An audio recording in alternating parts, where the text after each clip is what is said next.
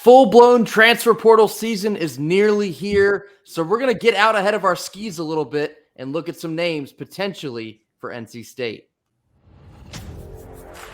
You are Locked On Wolfpack, your daily podcast on the NC State Wolfpack, part of the Locked On Podcast Network, your team every day.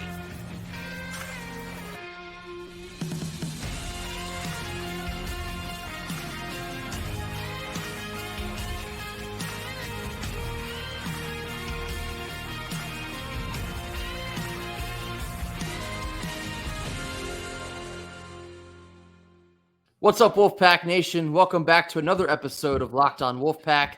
Free and available wherever you get your podcast and on YouTube, part of the Locked On Podcast Network, your team every day. As always, I'm Grayson Boone, joined by former Wolfpack defensive tackle Kenton Gibbs. We're here on this Thursday, and we're talking transfer portal.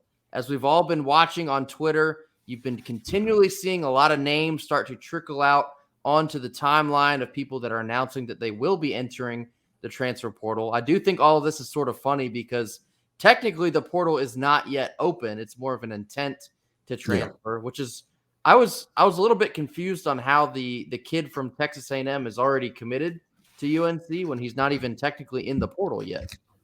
Well, I mean, you can go ahead and verbally commit in the portal the same way you can in recruiting, even though, like, technically speaking, you don't have an actual offer from that school until they fax it over and all that. You technically speaking do not have an actual offer. It's the same deal here. It's just hey, we want you, you want us. Great. Let's go ahead and pair together type deal, which has happened here. And UNC gets themselves a fine quarterback. I think that Johnson kid, he's a special guy. If only he could play a little safety too. They'd really be in the money there. But we're not here to talk about the boys in baby blue. I mean, hey, 39-20. But proceed, Grayson. Yeah, with that being said, I'd like to verbally commit to dinner with Rihanna. So thank you all. Thank you all for your thoughts and prayers. I can't wait. Respect his decision at this time. Respect my decision. That's my next big move. Lots of prayers and conversations. Very excited to announce. But anyway, here, what we're going to do here is I'm going to read down a list of some names that have started to come out already. And basically what I want you to do, Kenton, you're going to give me a yay or nay. Tell me if you think that this would make sense for NC State. And then I'll go, do you think that this is even in the realm of possibility? Maybe like a 1 through 10 rating on that one. So disclaimer here, 4 of these are quarterbacks and 1 of them is an offensive lineman. But we'll start here. Mississippi State quarterback Will Rogers. He's got 94 total pass touchdowns in 4 seasons with the Bulldogs. Over 12,000 passing yards as he's been in an air raid offense. Do you think Will Rogers could potentially make sense for NC State? I mean, playing scheme or playing his scheme fit wise, absolutely. Play style wise, absolutely. Is it feasible? That's a little different of a story. I mean, the reality is this: a lot of these top quarterbacks coming out of the portal. So I've called around to many folks to make sure that this is true, okay? Because I didn't want to run rampant with something that has no foundation, no basis to it. A mid-level quarterback is not going to run you for that much in the portal. These top-end guys, the guys that everybody's salivating over, and when they hit the portal, everybody and their mama picked up the phone and said, hey, how you doing, man? We love that. The price that I'm hearing is low 7 figures. For those of you who don't know, that is millions, at least a singular million. I don't know if we have that type of money. That's going to be a tough pill to swallow. However, again, scheme fit wise, yes. Anai loves the air raid. He is an air raid guy. We got a lot of receivers coming in next year. I'm sure we're going to go into the portal and get some more receiver help. All I'm saying is this: old boy from Indiana, he's looking, do the thing. But very seriously, scheme fit, yes. If we can find a way, and his number is not up there, let's get him. Yeah, should mention this is a very early look. Of course, the floodgates are going to be blown off the hinges once Monday and the rest of next week roll around. So just a very preliminary look, but it's interesting to start thinking about some of these names. I know a lot of NC State fans have already been pondering some ideas online. Next one here, Miami quarterback Tyler Van Dyke, yay or nay? I believe that there was a dance put out when we were younger that kind of gives my feeling here. There was first part of it was whipping. What was the second part? Nay, nay. Nay, nay, nay, nay again. Nay.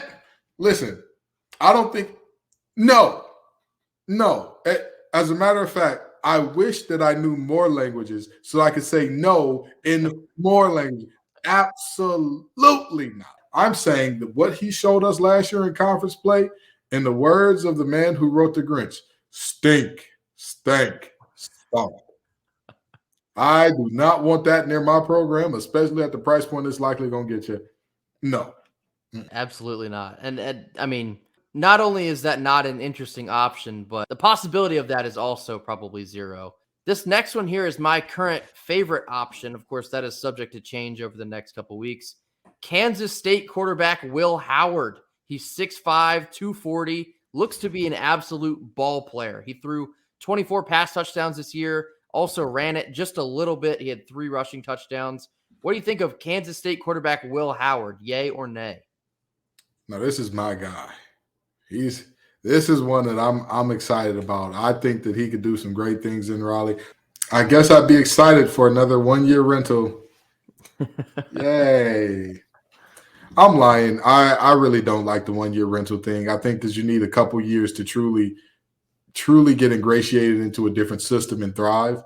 So, I mean, I'd still say yay. I wouldn't turn him down again. I think that that's you'd get them on the humbug, as they like to say where I'm from. You get them much cheaper than you would some of these other guys. But,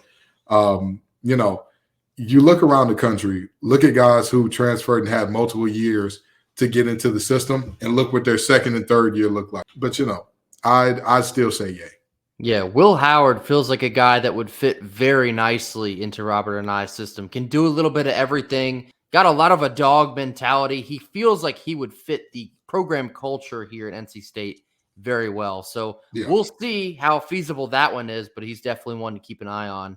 Next one, Coastal Carolina quarterback Grayson McCall.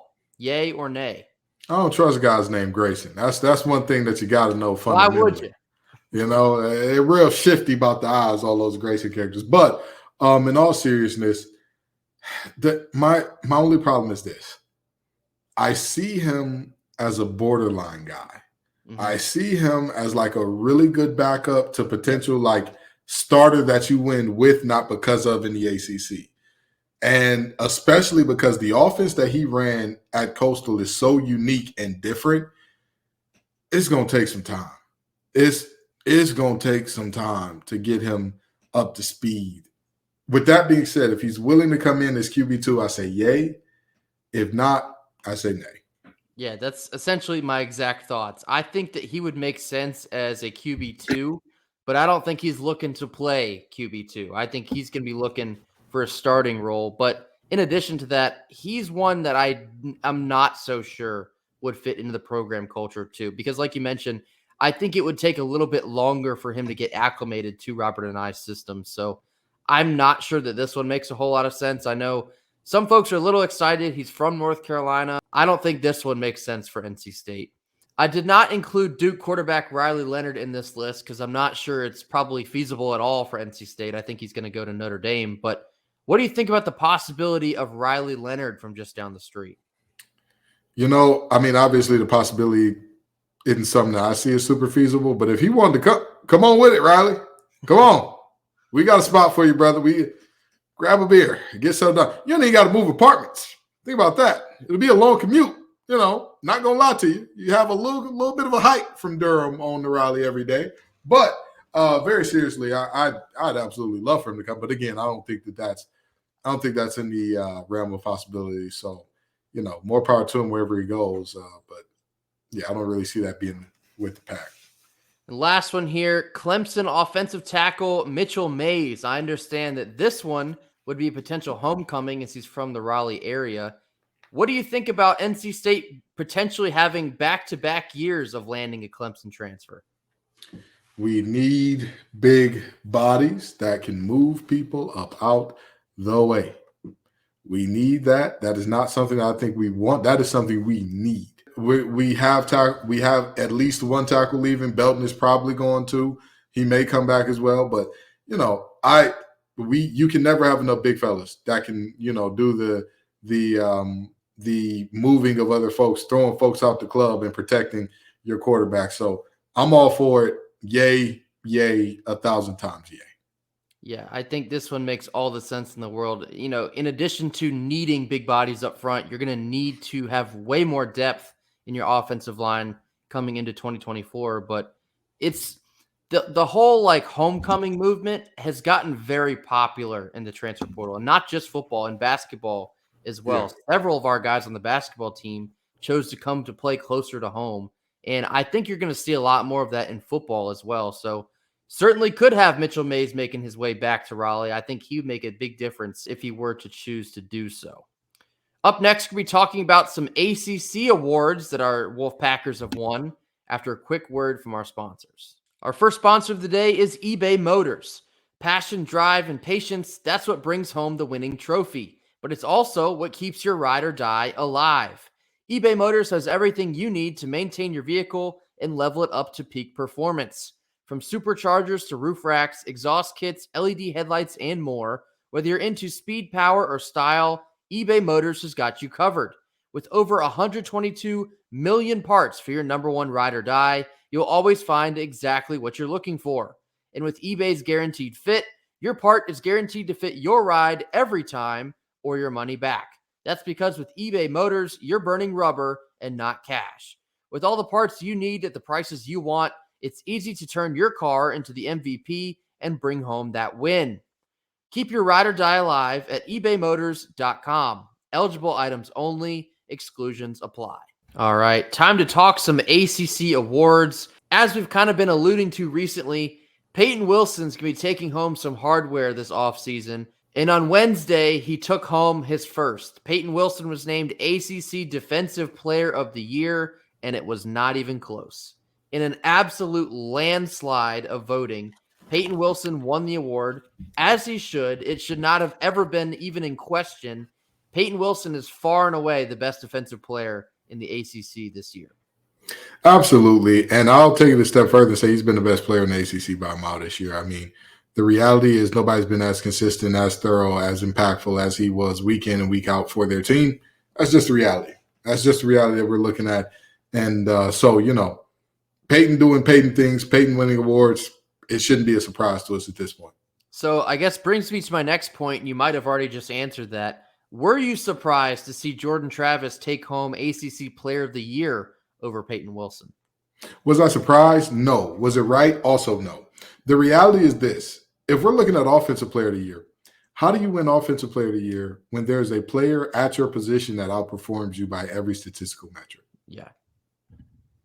And I don't hate this. I just strongly dislike this. I very strongly dislike having to give the boys in baby blue compliments. Drake may beat that young man in every statistical category. He was the better player with a worse supporting cast, might I add.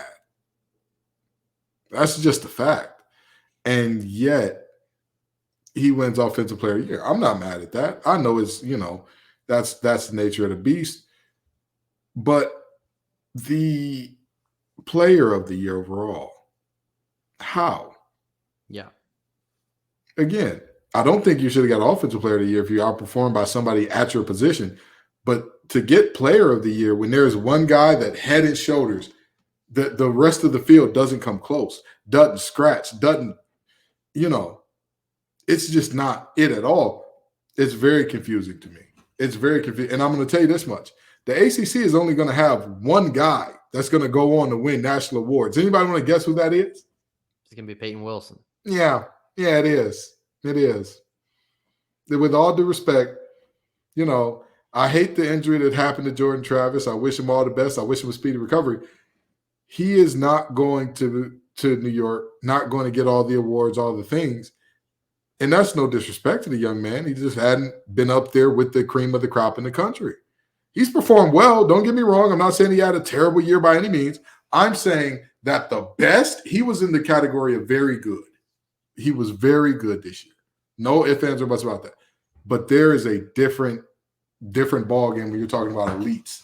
And Payton Wilson, elite through and through. It's a little bit of a parallel to maybe the Heisman in that it's kind of evolved to the quarterback of one of the best teams in the country. And because Jordan Travis is on the 12-0 Florida State Seminoles, it probably did boost him into being the winner of this award. Because like you mentioned, Drake May did have a better quarterbacking season than Jordan Travis did. And so for Drake May to not get that award, I'll leave that there. So Payton Wilson, though, there is no one else in the ACC that made a bigger impact for their team than Payton Wilson.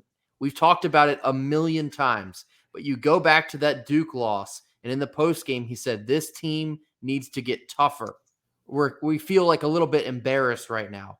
They went to work in the bye week. They came back out, and they were a different team on the other side of that. Who do you think was the engine in that car, in the defensive car on that side? It was Payton Wilson. And look at us now. We're 9-3. All of a sudden, we are overjoyed with the season we just had. That's because of Payton Wilson, through and through. Payton Wilson was the most impactful player in the ACC this season. You already mentioned this too. Jordan Travis, he's not, how do I phrase this? Jordan Travis is essentially driving a Ferrari too. Yeah. Payton Wilson took our truck into the shop, fixed it, and now we're back on the road. Jordan Travis is, riding around in the hot rod. He's got the fastest car. Payton Wilson effectively had a hand in saving the season. That's how impactful he was for the NC State Wolfpack. And so it is a shame to see Payton Wilson come up a little bit short for this award. It wasn't short by much, so a lot of voters did recognize his significant impact for our team this year, but simply just wasn't enough. It is what it is. Like you mentioned, he's about to win national awards instead. So I'm gonna choose to put way more emphasis on those in the coming weeks anyway. We also had wide receiver KC Concepcion take home ACC Rookie and Offensive Rookie of the Year. Well deserved. I mean, who else was going to win this one? I don't see anyone else vying for these two spots either. It had to be KC in this situation. I just want to say one more thing about Payton Wilson before I get on to KC here. That game against North Carolina was a stamp on I'm the best player in this conference. Yes. 15 tackles, a sack, a forced fumble, an interception. I mean, what more can the young man do? But now on to KC. Absolutely. I think the closest guy for offensive rookie of the year might have been Calandria from Virginia. And maybe, yeah. And he had ups and downs. His highs were really high. He was very exciting to watch play. His lows were extremely low. There were moments where it's like, my brother in Christ, I understand that you're a freshman, but stop. But nobody had the consistent level of performance as a freshman that he did. Nobody else. So I think that's an easy one. Looking at KC in this role, that's an easy one. We're going to round out our show by talking about some updated bowl projections and where we think the Wolfpack might land here near the end of the month after a quick word from our sponsors. Our second sponsor of the day is PrizePicks. PrizePicks is simply the most fun you can have, winning up to 25 times your money this football and now basketball season. You just select 2 or more players, pick more or less on their projected stats, and then place your entry. With basketball season here, you can now pick combo projections across football and basketball from the Specials League. This is a league specifically created for combo projections that includes 2 or more players from different sports or leagues. So, for example, you can choose LeBron James and Travis Kelce at a 10.5 combo of 3-pointers made and receptions. If you want to play alongside some of PrizePicks' favorite players like rapper Meek Mill and comedian Andrew Scholes, you can now find community plays under the promos tab. These are entries from some of the biggest names in the PrizePicks community each and every week. Of course, PrizePicks also offers their reboot policy so that your entries stay in play even if one of your players gets injured. For football and basketball games, if you have a player who exits in the first half and does not return in the second, that player is rebooted. PrizePicks is the only daily fantasy sports platform with injury insurance policies. So head on over to prizepicks.com/lockedoncollege and use code LockedOnCollege for a first deposit match up to $100. PrizePicks.com/lockedoncollege and use code LockedOnCollege for a first deposit match up to $100. PrizePicks, daily fantasy sports made easy. Last couple minutes here on Thursday talking about some bowl projections for the NC State Wolfpack. But I want to start this off. I saw a very intriguing poll on Wednesday. Let me bring this up for. All right, this tweet comes from @BivPack on Twitter. They ask, what is more desirable as an NC State fan? 10 wins against what you perceive to be an easier opponent in the bowl game, or getting into an elite bowl like a New Year's Six bowl and playing what's perceived to be a much harder opponent? Kenton, I'll let you answer first. Which way would you lean on this one? New Year's Six me now. New Year's Six me. Let me tell you why. A lot of people like to think, oh, State can't beat good teams. We haven't beat good teams. And I would ask why. Why not? Our offense just put out their best offensive performances against Power 5 teams in back-to-back games. And you're going to sit here and tell me I feel uncomfortable with us going up against a really good team. For what reason? Payton Wilson's last ride, make it a good one. Aiden White's likely last ride, make it a good one. Seeing what we're seeing from these guys, I don't care who we got. I don't care who it is. I do not care. I don't care if it's one of those teams that just – actually, I'd prefer it to be one of those teams that just got left out the playoff. Yeah, come on. Come on. Yeah, I know you're sad and upset that you didn't get into the playoff. Oh, shucks. Was the season even worth it? Yeah, I know. Some of y'all are going to sit out to go to the NFL. Go ahead, sit on out and get us our 10 wins. But no, Elite Bowl me yesterday. I'm also clicking the Elite Bowl button on this one, and you kind of touched on it. The way that this NC State defense has been playing right now, I do think that they could stack up against virtually anyone. So I think we would make any hard opponent into a pretty good matchup, depending on who we got. But also something to consider here, if you're playing in an elite bowl, like a New Year's Six bowl, depending on who the opponent is, they could have several significant contributors not suiting up for this bowl. So who's to say you don't find yourself in a favorable situation against maybe like an Ohio State or a Penn State or an LSU? You could find yourself with a great opportunity to knock off a brand name team in a Premier Bowl, and you create an even better program image than you would have perceived otherwise. Now, I do want to say this. I understand some of the folks that would rather have the 10 win against what they perceive to be an easier opponent here, but I think the risk reward is so much better with the Elite Bowl here. If you were to go into an Elite Bowl and you win that game, that is like 10 times better than just having 10 wins here. Think about it from this standpoint. Not only do you win a major bowl game against a major team, right? But you also walk out of that moment with the ability to say, hey, this is – which one sounds better? Which one sounds better? The 10-win Orange Bowl team or the 10-win Tax Slayer Bowl team? You know, like what are we doing here? And furthermore, at the end of the day, let's look at the possibility of a loss here, right? Even in the easier opponent thing, you could still lose. You could still mess around and lose. You could end up going to the Hyundai Sun Bowl and still not get the job done. You could go to the R&L Carrier Bowl and still not get it done. We better not end up in no damn R&L Carrier Bowl, but that's neither here nor there. The reality is you could go to a lesser bowl. I don't even think R&L Carriers even has a bowl anymore, but you get my point. Yeah. You get my point.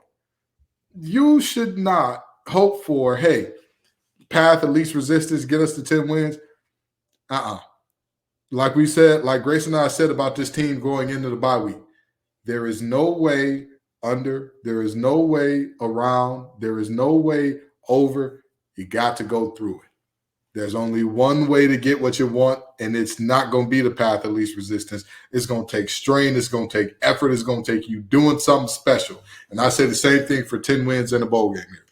You've made it this far. Why run from the grind now? Yeah. But also think about it this way, too. How often has NC State had a chance to play in a Premier Bowl like this? I say if you get it, you absolutely take it. And the context behind this, I guess, is that NC State could still have a shot at the Orange Bowl. I'm not so sure that'll work out in the end, but they're saying it's possible depending on the outcome of the Florida State-Louisville ACC Championship. The idea is if Louisville goes into Charlotte and they get the absolute brakes beat off them by the Seminoles, they could drop back just enough for NC State to pass them in the CFP rankings, and that would qualify them for the Orange Bowl. Here's the thing, though. I sneaky think Louisville might win that game. I think they might beat Florida State in Charlotte, but that's neither here nor there. We'll now get into some bowl projections, and I've been seeing a ton of projections having NC State in Orlando in the Pop-Tarts Bowl slated against Kansas State. What do you make of this? You know, I've been trying to diet and trying to eat right. You know, you might have seen my face slim down a little bit, but if I must go down there and eat some Pop-Tarts, eat an overwhelming amount of Pop-Tarts, honestly, on behalf of Locked On Wolfpack. Would you eat the live mascot Pop-Tart? No, that's sicko activity. Like, all right, let's just do this logically here, right? When you're passing around the Pop-Tart, everybody's hands or mouth ends up on the next piece that somebody else is going to get. Absolutely not. Absolutely not. But I will say this, at ACC kickoff, I'm not going to lie and say I didn't dabble in some Pop-Tarts. You know what I mean? I was a big Pop-Tart guy growing up. If you eat unfrosted Pop-Tarts, you belong on a list. A watch list is your destination, my brother, sister, friend in Christ. But I wouldn't be mad at that. Wouldn't be mad at that at all. No, I think the Pop-Tart Bowl would actually be a great bowl for NC State. In addition to having a pretty solid opponent in Kansas State, they've been ranked for much of the year. It's close to a New Year's Bowl. It's not exactly the same as a New Year's Six Bowl, but I think that the Pop-Tarts Bowl, this is not exactly a well thought out answer, but hear me out. The Pop-Tarts Bowl, because they have a cool bowl name, I think will get a lot of attention. And so if NC State finds themselves in a cool bowl, or what do you perceive to be a cool bowl, I think the Pop-Tarts Bowl is a cool bowl. If they go into that bowl down in Orlando and they handle business against Kansas State, I think that's a very rewarding bowl win. Not just getting to 10 wins, but again, the whole idea on brand recognition, brand reputation, it'll look good. It'll look very good in recruiting, the transfer portal, the whole 9 yards. So I think NC State, honestly, I think they're in a win-win situation here. Whatever bowl they get, if it is a higher level bowl or something that like the Pop-Tarts Bowl, I think both are very favorable for the Wolfpack. Yeah, I wholeheartedly agree. And also another opponent that people are throwing out there is Oklahoma State. And I'm going to tell you this. They had a bizarre year. Oklahoma State would get the brakes beat off of them. I mean, it would be so bad. Part of Van Gundy's mullet might disappear based on how bad those boys get whooped, because if you watch all the games in which they got blew out by like a UCF or Southern Alabama or whatever the case may be, they all had one thing in common. They stopped the run. They stopped it well. Well, if only NC State were good at stopping the run. Oh, wait, we are. So, yeah, I think that'd be a very good time for NC State. I think that'd be a bowl game where, it's going to be a great time. And, we'd have some fun there. Although, don't perform too well defensively, because apparently Duke's trying to get their grubby little fingers on our defensive coordinator, Tony Gibson, but we'll talk about that on another day. Not on this here watch. I will, over my dead body, is Tony Gibson going to coach at Duke. I will lose my mind if we lose Tony Gibson to Duke. I will. Manny Diaz is your guy. Manny Diaz is your guy, Duke. He has head coaching experience. I mean, look at that defense up at Pitt State. It's traditional. Everybody knows. Players want to play in that. Players want to play in that type of defense. That's your guy. He's He's your guy, Manny Diaz. Manny Diaz, head coach, next head coach of Duke. Manny for Duke. Certainly a lot to keep your head on a swivel for these next couple of weeks, whether it's the transfer portal or Selection Sunday, seeing where NC State Wolfpack football will end up in their bowl game. It's a very exciting time for NC State football. The fruits of our labor of this season are about to pay off in a big way. It's going to be a very fun offseason, as we've been telling you guys, not just in the transfer portal, but whatever bowl we end up in. It's going to be a great look for the program. And so we are extremely excited to see how that comes to fruition. That'll do it for us here on Thursday. As always, thank you all so much for your support. I'll say this, and it could be different by the time we look at this in the morning. As we're recording right now, we have 998 subscribers to this channel. Again, I'm going to check on this when I get up in the morning. These post every day at 6 a.m. If we have 1,000 by the time that this gets posted, it'll be a special time. Appreciate all the support as always.